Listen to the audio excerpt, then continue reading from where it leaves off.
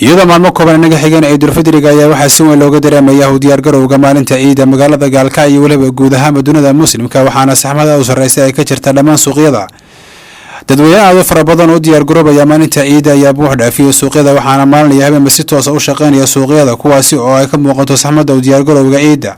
ganacsatada ayaa si weyn u soo dhaweeyay diyaar garowga ciida iyagoona sheegay wixii ka horeeyay diyaar garowga ciida ay yeelayeen dadka wax ka iibsanaya suuqyada magaalada Gaalkacyo inkastoo wadanku soo maray abaara aad u baahsan iyo colaado u dheer gobolka Mudug ayaa haddana waxa ay sheegayaan ganacsatada in farqi weyn u dhaxeeyo ciidan iyo ciidii ka horeeyay marka loo fiiriyo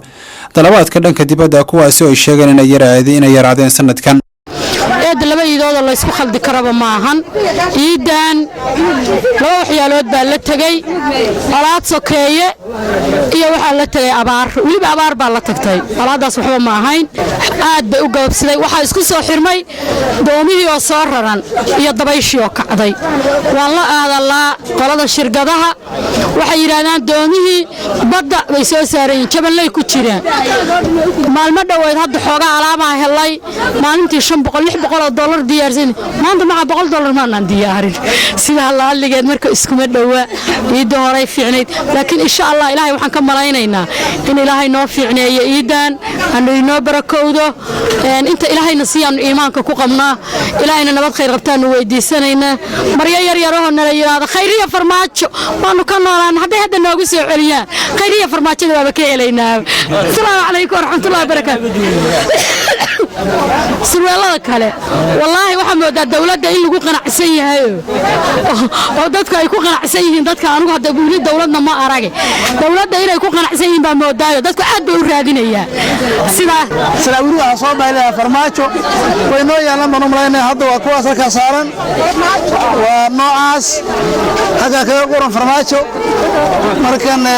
salaawiishaas weeye ayagoo maalkii kabeen waa la keenay ayagoo shaarren waa la keenay ma dalkaas waa jira ha waayahay dharkan ka qaalisan shukran $18 wala $18 oo aan yahay ciidan hore aad bay uga wacan tahay alaabta si aad baa loo iibsadaa insha Allah taala suuq saad u jeedaa dad badan baa soo galay marka insha Allah taala Ilaahay nimcadiisa way suuqa aad buu wacan yahay walaal marka ganacsatada aad baa maanta wax looga gatay 25 bisha ilaa iyo 20 bisha inta u dhaxaysay aad baa alaabta loo gatay inshallah si boqolkiiba 9 bay soconaysaa dharkii wiilasha xambuuradii shaararkii kulli waxaan soconay lama arko si fiican dhalinyarada u labisanayso baan halka ka soo dhaweynaynaa wassalaamu calaykum waraxmatullaahi wabarakaatuh إلهي لعبت السيوم وما نغيا الحمد لله رب العالمين هويدي يا باين ودانيا واتم حاسو بس نكيد انت شيء ان رشاتي سؤال كوا يو يعني يا بومي يعني يا قرا وحاول لك عياري محقدات وعيديسا هاي جمال نوال هاي يا dhinaca kale Ciidul Fidriga oo qof kasta waajib ku ah inuu baxsho sakaatu fidriga ayaa waxa fadliga iyo waliba shuruudaha looga baahan yahay qofka ka hadlay Sheekh Asad Muuse Geelo imaamka masjidka Muhammad Rasuulullaahi magaalada Gaalkacyo xarunta gobolka Mudug nabigeena calayhi salaatu wa salaam sallallahu socotaan sakada waa waajib waxayna ku waajibaysaa qofkii heli kara oo islaama inuu bixiyo yaa laga doonayaa فرض رسول الله صلى الله عليه وسلم نبي وفرل يا زكاة الفطر ساعا من تمر أو ساعا من بر أو ساعا من شعير على الحر والعبد والذكر والأنثى والصغير والكبير من المسلمين متفق عليه نبينا عليه الصلاة والسلام وحو واجب يا زكاة الفطر ده وحو لكفر في رمضان كالحديثة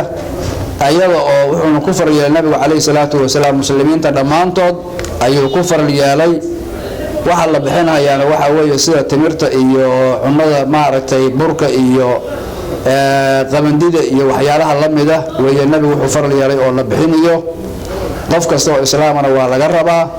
waxa nabigu ku fariyay waxa weeye kaleey salaatu wasalaam ala al-hurr qofkii xortaha wal abdi adonki wal dhakari wal unfa nin iyo gabarba والصغير والكبير كان هذا الشيء يقفك وين ومسلمين تدمانتود وحلا سنه يرى waxa weeye waa dadka masaakiinta iyo fuqarada dadka ah ayaa la bixinayaa meel kale ma bannaana in loo qaado waa madhabka shaaficiyada iyo maalikiyada saasay qabaan naqalu zakaati min baladin ilaa baladin ukhraa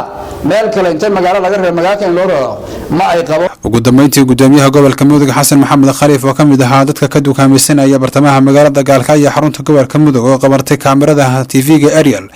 ayaa hambali u diray shacabka gobolka mudug iyo guud ahaanba shacabka Soomaaliyeed waxaana Alle uga baryay inuu soonkan uga aqbalo dadka waxaan u hambaliyeynayaa dadka gobolka mudug oo soomana oo bishii Ramadaan soo soomay inteeda badneed wax yar nagu hareen alxamdulillaah rabbil caalamiin ilaahay waxa iskale mahadaas awoodii aan ku soonnay la siiyey inta ka dambaysana insha Allah waxaan ku gaaraynaa ciidda barwaaqo iyo caafimaad si kastaba ha noqotee ciidan ayaa waxaa dadku inta badan ay ka dhawaajinayaan inay ka duwan tahay ciidihii hore marka loo fiiriyo si socodkan dhinaca ganacsiga Xuseen Axmed Faarax Xuseen Xadaari Ariel TV Gaalkacyo